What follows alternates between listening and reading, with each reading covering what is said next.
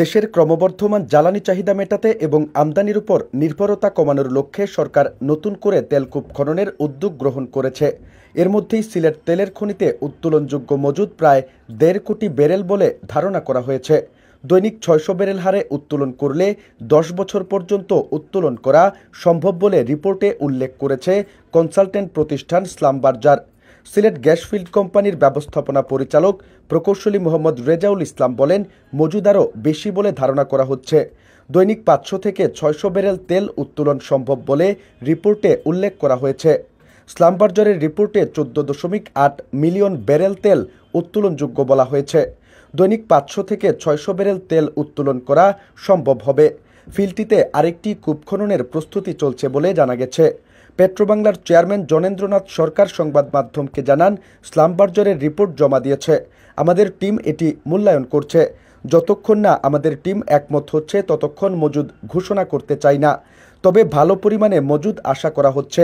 জৈন্তাপুর এলাকায় অবস্থিত সিলেট ১০ কূপের ১,৩৯৭ থেকে ১,৪৪৫ মিটার গভীরতায় তেলের অবস্থান চিহ্নিত করা হয়েছে।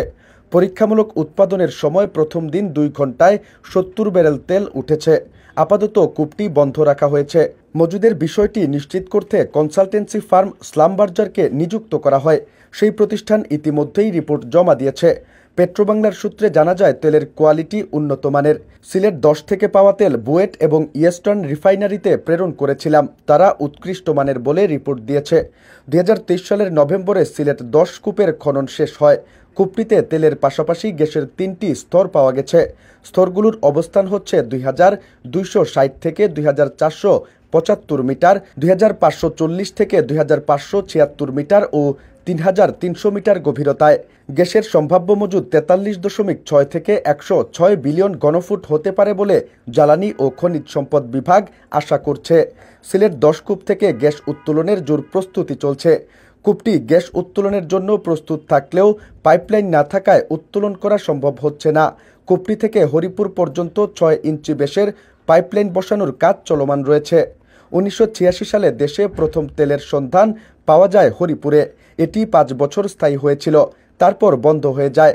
বাংলাদেশে ২০২৩-২৪ অর্থবছরে ৬৭,৬১,৩২০ টন জ্বালানি তেল ব্যবহৃত হয়েছে। মাত্র ৮% এসেছে দেশীয় উৎস থেকে, আর ৯২% জ্বালানির যোগান এসেছে আমদানি থেকে। ব্যবহৃত জ্বালানি তেলের মধ্যে ৬৩% হচ্ছে ডিজেল, আর বিদ্যুৎ কেন্দ্রে ব্যবহৃত ফার্নেস অয়েল রয়েছে ১৪%।